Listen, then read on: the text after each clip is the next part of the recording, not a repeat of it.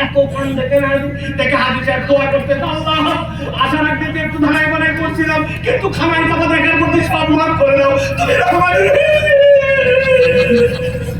আল্লাহ বলতেছে ফেরেশতা এখন নামানোর কোন নিয়ম নাই, যদি নামানোর বিধান থাকতো ফেরেশতা খাড়ায় এক কাপ করতে বলতো হাজি সাহেব বন্দামি ছাড়ো, আল্লাহর সাথে অপরাধ যেটা করছে আল্লাহ মাফ করবে। আর ওই আল্লাহ বলছে বান্দার হক নষ্ট করার পরে আল্লাহ মাফ করে না। আল্লাহ কাছে হিসাব দেওয়া লাগবে, আপনার বন্দামি থাকবে না, আল্লাহ মিরাজ ভাগ করে দিল আর আপনি মিরাজ বিরুদ্ধে ফতোয়া দিয়ে চলে গেলেন। আপনি হাজি হন, পাঁচি হন আর দেশ সাহেব হন, আপনার দয়া করা লাগবে, বুঝে নেন, আপনি ভালো করে ঠান্ডা মাথায় বোঝেন। এটা বলার উদ্দেশ্য, এটা বলার উদ্দেশ্য ইয়াকা না বুঝুন। আমি বলছি আল্লাহ আপনারই কেবল ইবাদত করি, আপনি তো ঢোকেন নাই আল্লাহর ইবাদতে, আপনি তো বাহির দিয়ে ঘুরে বেড়াচ্ছেন, ঠিক না? এখন কেউ যদি একটা ভুয়া আইডি কার্ড বানায় লেখছে বাংলাদেশ পুলিশ, টিএসও করছে পুলিশের মতো, কিন্তু যদি ধরা পড়ে একবার যে পুলিশের যে কোড আছে, পুলিশের যে নিয়োগ প্রক্রিয়া সেটা হয় নাই, ও তাহলে ভুয়া পুলিশ হিসেবে ধরা খাওয়ার পরে ডবল পিটন হবে কিনা ভাই? হবে কিনা? তাহলে আপনি বলতেছেন আমি আল্লাহর গোলাম, আপনি বলতেছেন আমি মুসলমান, কিন্তু আমার কাজবাদ আমার কাজকর্ম দেখে বোঝা যায় আমি মূলত আল্লাহর গোলাম হতে পারি না, ঠিক না? মুরব্বী হয়ে গেছে, বুড়া হয়ে গেছে, বুড়া সকালবেলা কোদাল নিয়ে কাজে মাঠের মধ্যে লোকজন জিজ্ঞাসা করছে এত সকালে কি করছেন? বলছে বাবা রোজ আগের মতো কাজ করতে পারি না, সেই জন্য একটু মাঠে যাচ্ছে। আপনার মাঠে কাজটা কি এত মনে? বলছে বাবা আমি এখনো আল কাটতে পারি না, এই জমিতে নতুন করে ঘের দিবে বের দিবে আবাদ করে আল কাটতে যায়। আসল উদ্দেশ্য মুরব্বীর ভিন্ন, কেউ আল কাটার আগে ওই পারের জমি ওরা আল ছাটার আগে উনি আল কাটার নাম করে জমিটা আধা বেগায় একটু ঠেলতে যায়। এলাকার না আমার আল্লাহ রাব্বুল আলামিন বলছেন তোমার বিঘা এক বিঘায় হালাল ছিল, তোমার সবগুলার খাজনা খারিজ ঠিক ছিল, কিন্তু তুমি বান্দা 4 আঙ্গুল যে ঠেলে দিলে ওইটার যে হারাম অংশটা তোমার কাছে আসলো। ইয়াউমা লা ইয়াতাকাল্লামুন ইল্লা মান আযিনা লাহুর রহমান ওয়া ক্বালা সাওয়াবা। মুখ যখন বন্ধ হবে ওই দিন আপনার সোজা কথাটা আপনার হাত পা বলে দিবে কিনা। অতএব আইয়ুব আলাইহিস সালামের এখান থেকে আমাদের প্রথম টার্গেট 1 নম্বরে যে আমরা আজকের থেকে সিদ্ধান্ত নেব আল্লাহর উবুদিয়াতে ঢুকবো, আমরা আল্লাহকে মাবুদ মেনে নিব। মাবুদ মানা মানে কি?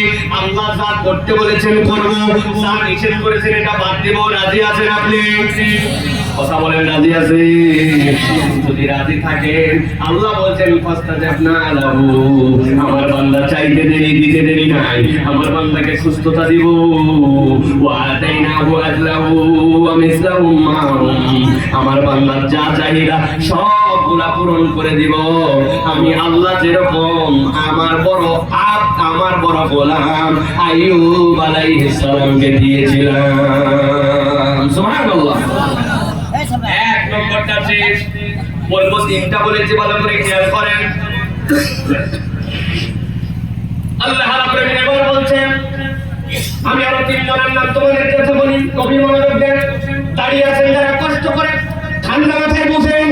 আল্লাহ রাব্বুল আলামিন একটা সত্য একটা কথা এখানে এমনি বলেন নাই। রব্বুল আলামিন বলছেন ওয়া ইসমাঈল ওয়া ইদ্রিস আলাল কিফর ওয়া আল কিফর কুল্লুম মিনাশ সাবিরিন।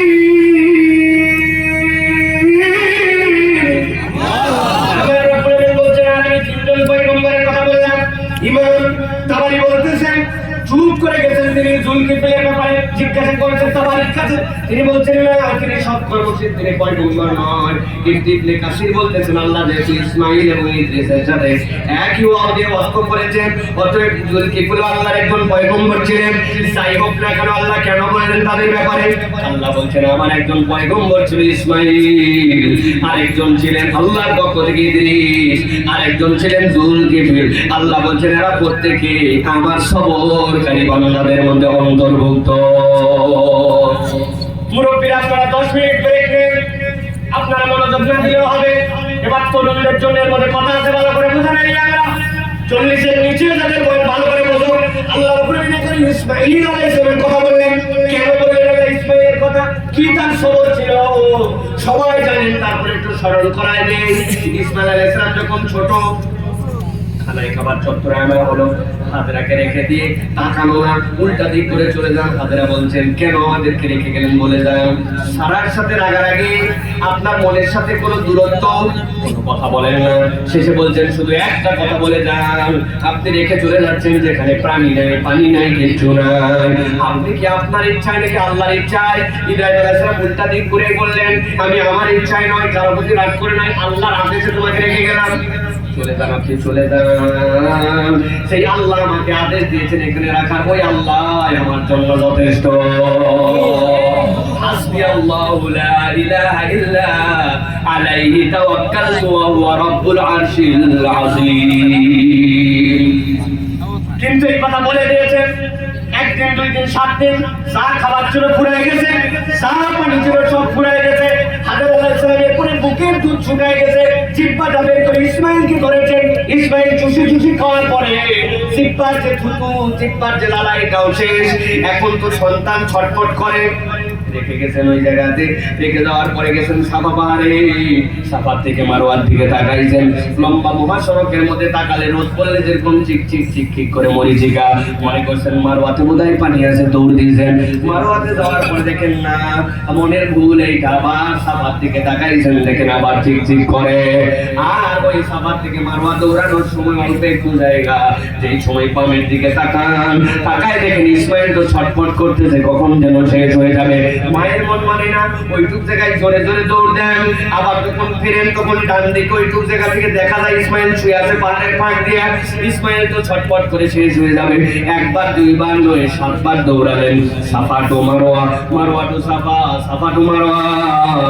দৌড়ায় শেষবার যখন দৌড়ায় মারওয়ার থেকে সাফায় আসছেন, আসার পরে দেখেন এতক্ষণ যে চিক চিক চিক চিক পানি দেখেছি, এখন তো দেখি ইসমাঈল যেখানে শুয়ে আছে সেখানে একটু এরকম চিক চিক করে।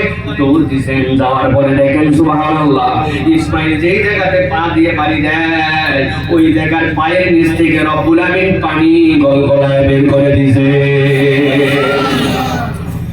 পানি দ্বারা বের হয়ে যাচ্ছে। সাথে সাথে তিনি আবেগ আপ্লুত হয়ে পেট ভরে খাইছেন, খাওয়াইছেন, যা ছিল সব ভরাইছেন, ভেজানো কাপড় সব ভরাইছেন। তারপরে পানি বন্ধ হয় না।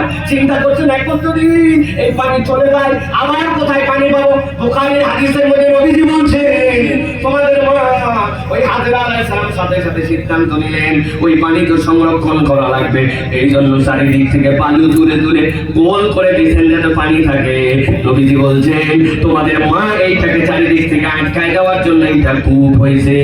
আর যদি হাজরা এটাকে আটকাতেন না, ছেড়ে দিতেন, তাহলে দুনিয়ার এ মাথা থেকে ও মাথা ওইটা ঝর্ণার মতো পানি আকারে ছুটে বেড়াতো। আল্লাহ রাব্বুল আলামিন বলছেন, ওই যে ইসমাঈলের পরে বড় হয়ে গেল, ইব্রাহিম আলাইহিস সালাম আসলেন। আসার পরে বললেন, আমি তো স্বপ্নে দেখেছি যে আমার সবচেয়ে প্রিয় যেইটা তাকে কুরবানি দেওয়ার কথা। সব কুরবানি দিয়ে বুঝেছি আমার সবচেয়ে প্রিয় তুমি। ইসমাঈল আলাইহিস সালাম সাথে সাথে বললেন, বলেন কি আপনি আজগুবি কথাবার্তা? আল্লাহ কি মানুষকে কুরবানি দিতে বলবে নাকি? আপনি কোনো খাবার, গরম খাবার খাইতে জন্য পেট গরম হয়েছে, কোন স্বপ্ন দেখছেন? যান, আপনি চলে যান। কথা বলে বলছিলেন, যুবকরা এই ঘটনা জানো। ইসমাঈল আলাইহিস সালাম কি বললেন, ও আমার আব্বা, আল্লাহ আপনাকে করতে বলেছে, আপনি চিন্তা করেন না, আপনি আল্লাহর নির্দেশ পালন করেন। সাতাজিদুনি ইনশাআল্লাহ মিনাস সাবিরিন। আপনি আমাকে দেখতে পাবেন ধৈর্যশীলদের মধ্যে। আপনার সবের কাজে আমি একটু নড়াচড়া করব না।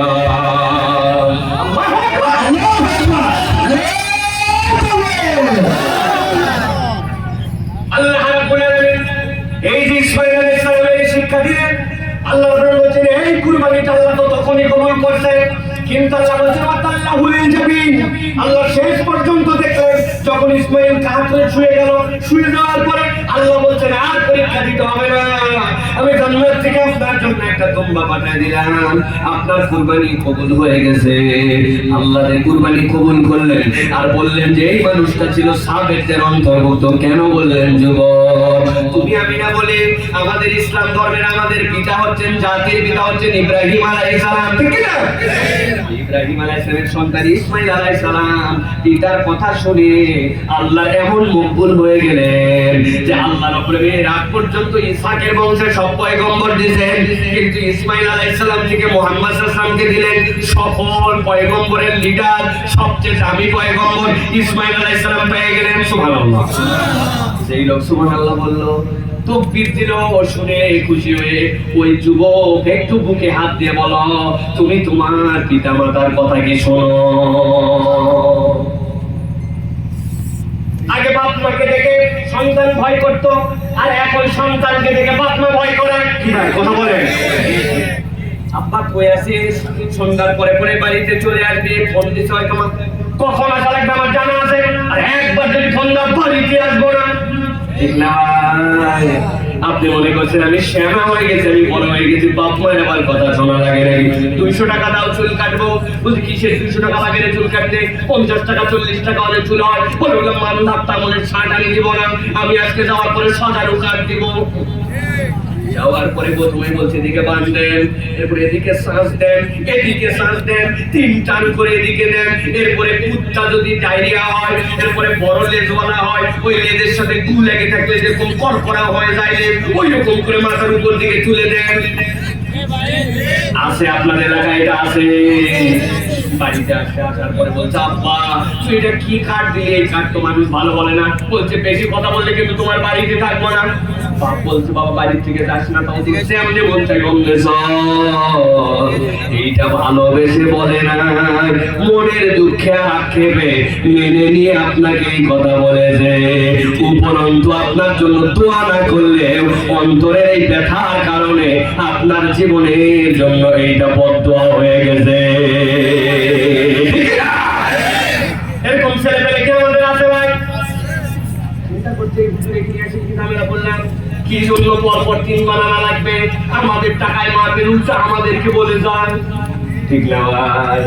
আমি কেবল ওয়াজ করার জন্য আসি না, কেবল টাকা কামানোর নিয়ত আমি ওয়াজ করি না। আমার শরীরের যে গতি থাকে ওই গতির মধ্যে থেকে আমি আল্লাহর কাছে একটা আমানত মনে করি। আমার সামনে যে লোক, এই আমানতের জিম্মাদারি আদায় করার জন্য বলছি ভাই আপনি, আমি বলতেছি সবরকারী হয়ে গেছে আপনার, আমার সবর হয় নাই। ইয়ামদের জন্য সবার আগে সবর। আপনার মতের বিরুদ্ধে জাগার পক্ষে যান, আপনাকে আপনার পিতা মাতার কথা আল্লাহর হুকুমের মধ্যে থাকলে আপনাকে শোনা লাগবে। আপনি যদি আপনার পিতার কথা না শোনেন, আপনি আল্লাহর সাহাবের বান্দাদের অন্তর্ভুক্ত হতে পারেন নাই। আপনার মনে হবে এই কথা আমি কেন শুনবো, আমার আপনার কিছু বোঝে না, এরকম আপনার মনে হতে পারে, কিন্তু আপনার সবর হয়। এইটা আপনার ইয়ামদের জন্য আল্লাহ এই জন্য বলছেন ইসমাঈল ওয়া ইদ্রিস ওয়া যাল কিফলি কুল্লুম মিনাস সাবিরিন ওয়া আদখালনাহু ফি রাহমাতিনা ইন্নাহু মিনাস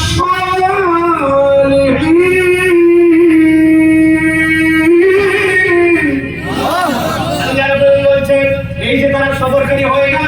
আল্লাহ বলছেন এই গুণের কারণে আমি আমার ওই বান্দাদেরকে আমার রহমতপ্রাপ্ত বান্দাদের মধ্যে অন্তর্ভুক্ত করে নিলাম, আর এই মানুষগুলা ছিল নেককার। এবার আসেন জেনারেল সবর মানে কি, সবরকারী মানে কি? হুজুরা বলেন না পর পর ক্ষীরের ব্যবসা 3 বার খারাপ গেছে, তাও সবর করে আছে, মাথাটার ব্যথা, তাও আল্লাহর কাছে বলছে আল্লাহ আমি সবরকারী। বাচ্চাটা আমার ক্লাসের মধ্যে যায় কিন্তু কত ভালো পড়ালেখা করতে পারে না, আমি তারপরে মানে নিয়েছি আল্লাহ করে সবর করে আছে। আপনি আপনার কনসেপ্টে এইগুলাকে সবর বানাইছেন, কিন্তু আপনি সবরে হলিয়া আর সবরে শুকরার পার্থক্য বোঝেন না। আপনি আমি এইগুলা যেগুলা করতেছি এইগুলা নিম্ন পর্যায়ের সবর। সবরে হলিয়া কোনটা? সবরে হলিয়া ফুকাহায়ে কেরাম বলছেন মা আমারাল্লাহু বিহি, তোমাকে আল্লাহ যা নির্দেশ দিয়েছেন দুনিয়া একদিক, ওই নির্দেশ থেকে তুমি সরো না, আর আল্লাহ তোমাকে যা নিষেধ করেছেন দুনিয়া একদিক, ওই নির্দেশ তুমি কখনো সীমা লঙ্ঘন করে যাও না। এইটার নাম হচ্ছে সবরে হুলিয়া। ঠিক না? কেমন করে সবরে হুলিয়া হলো? শরীর খারাপ, শীতের দিন, মন টানে না, ভালো লাগে না, এই জন্য নামাজ পড়ে না। উনি আবার বলতেছে আল্লাহর জন্য আমি সবর করে আছি।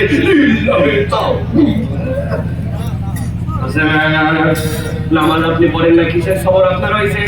আপনার বউ বলছে তুমি কি হুজুর হয়ে গেলে নাকি? কেন বলছে তুমিও দাঁড়িয়ে রাখতে, সব পরের দিন দাঁড়িয়ে কেটে ফেলছে, উনি আমার সবর হয়ে গেছে, উনি মুজাহিদ।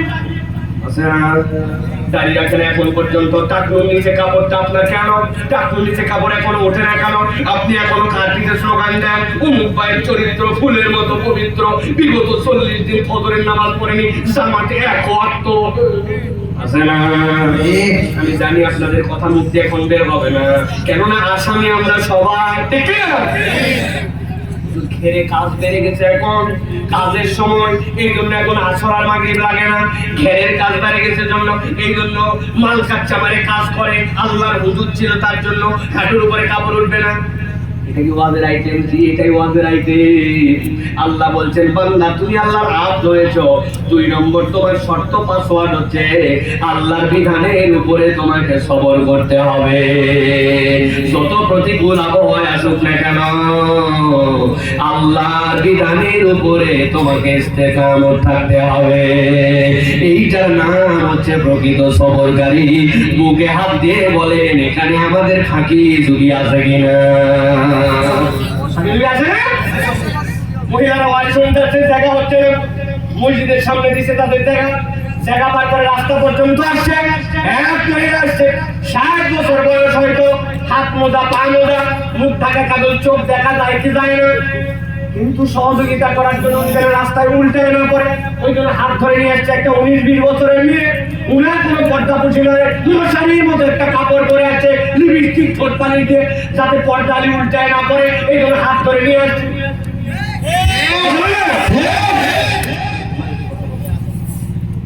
ভালো করে খেয়াল করেন, 60 বছর ওনার মিন্স বন্ধ হয়ে গেছে, মাসিক বন্ধ হয়ে গেছে, আল্লাহ তার জন্য পর্দার বিধান শিথিল করছে।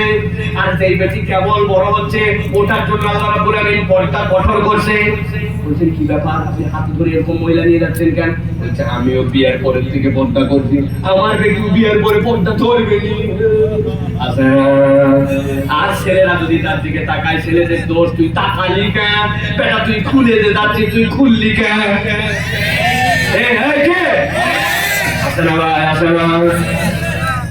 সাবধান। এই জন্য আল্লাহ রাব্বুল আলামিন বলছেন তুমি আল্লাহর বিধানের উপরে সন্তুষ্ট হয়ে সবরকারী হও। সবর যদি না বুঝি আল্লাহ রাব্বুল আলামিনের নিয়ামত পাওয়া যাবে না। আর একবার যদি সবরকারী হয়ে যায়, আল্লাহ রাব্বুল আলামিনের বিধানের উপরে ইস্তেকামতকারী হয়ে যায়, আল্লাহ রাব্বুল আলামিন নিয়ামত দিয়ে ভরায়া দিবেন। তাহলে 1 নম্বর পাইছে আল্লাহর গোলাম হতে হবে, 2 নম্বর আল্লাহর বিধানের উপরে সবর করতে হবে। রাজি আছেন তো ইনশাআল্লাহ?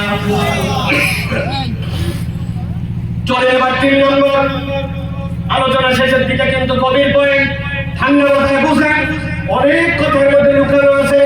আল্লাহ রাব্বুল আলামিন বলছেন, এরপরে আমি তোমাদের কাছে একজন পয়গম্বরের কথা বলতে চাই। আল্লাহ বলছেন ওয়াদানুন ইল্লা মুগাদিবা ফাযল্লা আল্লাযী ইয়াকদির আলাইহি فنادى في الظلمات أن لا إله إلا أنت سبحانك إني كنت من الظالمين. الله أكبر. আল্লাহ 3 জন পয়গম্বর রাখি, মেজাজ ওয়ালা পয়গম্বর। একজন পয়গম্বরের নাম হযরত মূসা আলাইহিস সালাম, আরেকজন পয়গম্বরের নাম হযরত নূহ আলাইহিস সালাম, আরেকজন পয়গম্বরের নাম হযরত ইউনূস আলাইহিস সালাম। রাগী পয়গম্বর, সবচেয়ে রাগ বেশি ছিল মূসা আলাইহিস সালামের। আমরা মাঝে মাঝে বলি এক থাপ্পড়ে তোর বুদ্ধি দাঁত ফেলাই দিব, বলে বেটা দিকায় উচিতাতে 1000 টাকা করে দিব, যদি দাঁত না ফেলাতে পারিস তো খবর আছে তো। দাঁতটা টাইনে তুলতে পারে না, দাঁত অবশ করার পরে একটা ভাঙ্গা দাঁত, আর তুমি থাপ্পড় দিয়ে দাঁত ফেলাবে, এত সোজা? ঠিক কিনা?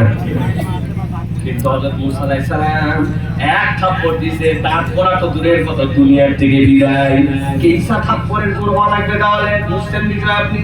কেমন রাগী পয়গম্বর? আরেকজন নূহ আলাইহিস সালাম, আরেকজন পয়গম্বর তবিয়তগতভাবে রাগী, তিনি হচ্ছেন হযরত ইউনূস আলাইহিস সালাম। গভীর মনোযোগ দেন। ইউনূস আলাইহিস সালামকে আল্লাহ কওমের কাছে দায়িত্ব দিলেন, ইউনূস তুমি কওমের কাছে দাওয়াত দাও আর তাদেরকে ভয় দেখাও, আজকে তাদের প্রতি আযাব এসে যাবে যদি কথা না শোনে। আল্লাহ রাব্বুল আলামিন নির্দেশ দিয়েছেন, আল্লাহর নির্দেশে তিনি দাওয়াত দিতে শুরু করলেন। কওমকে তাই বলেন, ওই দেখো আসমানের দিকে তাকাও। আসমানের দিকে তাকালাম, কি দেখা যায়? বলে আসমানের মেঘ ভেদ করে, যেরকম ড্রিল মিস্ত্রিরা ড্রিলের কাজ করলে অথবা কোনো কিছু কাটার জন্য লোহা কাটার সময় চিরচির করে আগুন বের হয়, উপরে তাকায় দেখো এরকম করে আগুন আসতেছে। কথা শোনো, আল্লাহর কথা শোনো, আল্লাহকে মেনে নাও, তাছাড়া কিন্তু তোমাদের প্রতি আযাব আসবে। আমি কিন্তু শেষ কথা বলতেছি। কে বলতেছেন? ইউনূস আলাইহিস সালাম। ওরা বলছে রাখো, কত এরকম ভয় দেখালে কোনোদিন আসলো না, রাখো তো তুমি। বলে আমি কিন্তু শেষ কথা বললাম, তোমাদেরকে কিন্তু আল্লাহ শেষ করে দিবে, ধ্বংস করে দিবে। কথা যখন শুনলো না, আল্লাহ বলছেন ইসতাহামা মুগাদিবা, পয়গম্বর রাগ করে সেখান থেকে চলে গেলেন। আল্লাহ বলছেন আমি তো তাকে চলে যেতে বলি না, কিন্তু পয়গম্বর যেই না রাগ করে বের হয়ে গেল, কওমের লোকেরা দেখলো পয়গম্বরের কথা তো সত্যই, আযাব তো চলে আসতেছে, কি করা লাগবে?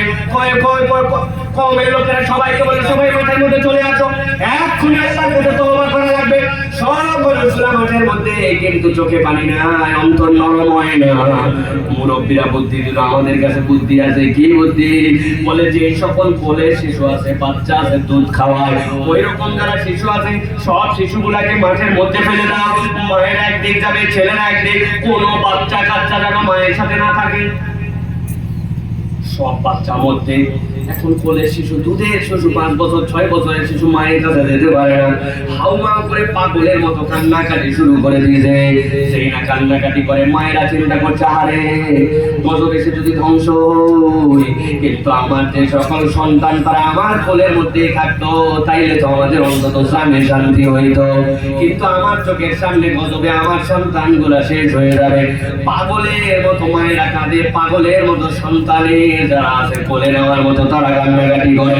এই কান্নাকাটি করা দেখে যাদের সন্তান, তাদের বাপ চাচা ওরাও কান্নাকাটি করে। মধ্যে কান্দে সন্তান, এই পাশে কান্দে মায়েরা, চাচিরা, ফুপুরা, ওই পাশে কান্দে তার বাপরা, চাচারা, আত্মীয় স্বজনেরা। এই কান্নাকাটির ফাঁকে মুরব্বীরা বললো, এই কান্নাকাটির ওসিলায় আল্লাহকে বলতে শুরু করো, এই রব্বুল আমিন তোমার আযাব সত্য, পয়গম্বর যা বলেছেন সত্য, আপনি মেহেরবানি করে আমাদেরকে মাফ করে দেন। ইউনূস আলাইহিস সালামের কওমের সকলের কান্নাকাটি এমন পর্যায়ে পৌঁছালো, আল্লাহ রাব্বুল আমিন তাদের তওবা কবুল করে ওই কওমকে আল্লাহ মাফ করে দিলেন। পয়গম্বর তো জানে না, পয়গম্বর তো রাগ করে বের হয়ে গেছে। তারা বলছে পয়গম্বর আল্লাহ ওদের উপরে আযাব পাঠাইলেন, আল্লাহ রাব্বুল আমিন তাদেরকে মাফ করে দিয়েছে। পয়গম্বর তো রাগ করে গেছেন, কিন্তু পয়গম্বর ইউনূস আলাইহিস সালামের কওমের একটা নিয়ম ছিল, কেউ যদি কোনো মিথ্যা কথা বলে আর সেটা প্রমাণ হয়ে যায়, তাহলে ওই প্রমাণ হওয়া মাত্র তাকে হত্যা করে শেষ করে দিতে হবে। মিথ্যা কথা তারাও বলতো না। এখন পয়গম্বর দেখছেন আমি তো আল্লাহর পক্ষ থেকে জেনেই বলছি আযাবের কথা, এখন যে আযাব আছে না আমি কি করবো? পালাও। আল্লাহ বলছেন ইযহাবা মুগাদিবা, পালাতে শুরু করলো। ফাযান্না আল্লান নাকদিরা আলাইহি, ধারণা করলো আমাকে বোধহয় ধরবে না। আল্লাহ বললেন এতক্ষণ যে বিপদ ছিল তার কওমের উপরে, আল্লাহ ওই পরীক্ষাটা এখন পয়গম্বরের উপরে দিলেন। পালাইতে পালাইতে সামনে বেজে গেল পানি, পার হবে ওই পারে। এখন পার হওয়ার জন্য নৌকার উপরে উঠেছেন, নৌকা সেই নামক দরিয়াতে। এমন সময় আসমানের মধ্যে এমন মেঘ করে তুফান এসে গেল, নৌকা এলো বলে এক্ষুনি ডুবে যাবে, ডুবে যাবে। সাথে সাথে মাঝি বলতেছে এই তুফানে তো সবাই তোমরা মরে যাবে, তবে বাঁচার একটা উপায় আছে। বলতে দেরি করতেছে কেন? বাঁচার উপায় আছে, তাড়াতাড়ি বলো। যে কোনো একজনকে এখান থেকে লাফ দিয়ে নিচে পড়ে যেতে হবে। তুমি যদি লাফ দিয়ে নিচে পড়ে যাও তাহলে ওই একজনের ওসিলায় আল্লাহ সবাইকে মাফ করে দিবে। এর আগে এরকম হয়েছে। আমি লাফ দেবো মানে তোর বয়স 70 হলে কি হবে? আমার বাপ মাসে 100, দাদা মাসে 100। বড় ভিডিওর মনিটাইজেশন দিচ্ছে হচ্ছে কি আপনার এই অ্যাডভান্স রিলস এটা দিয়ে ইনস্টাগ্রামে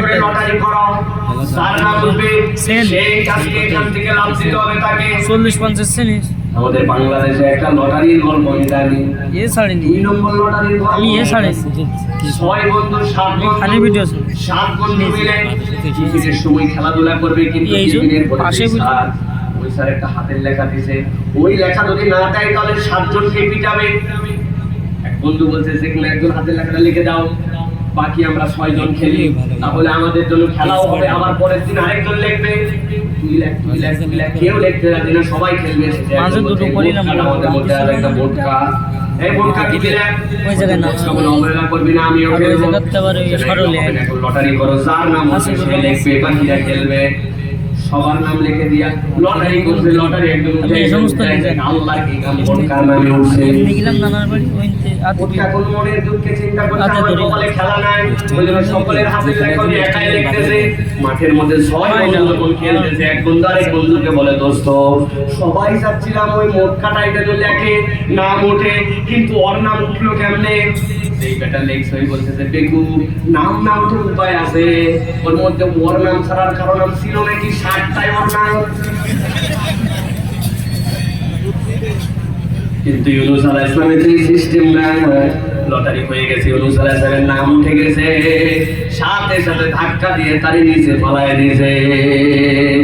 আমার আল্লাহ রাব্বুল বলছেন, ফানাদা ফিস যুলুমাতি আল্লা ইলাহা ইল্লা আনতা সুবহানাকা ইন্নী কুনতু মিনাজ জালিমিন।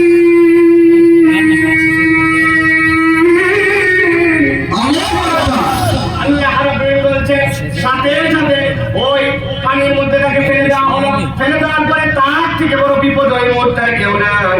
এত বিপদ আল্লাহ রাব্বুল বলছেন, এই বিপদ তার কাছে কেমন বিপদ ছিল?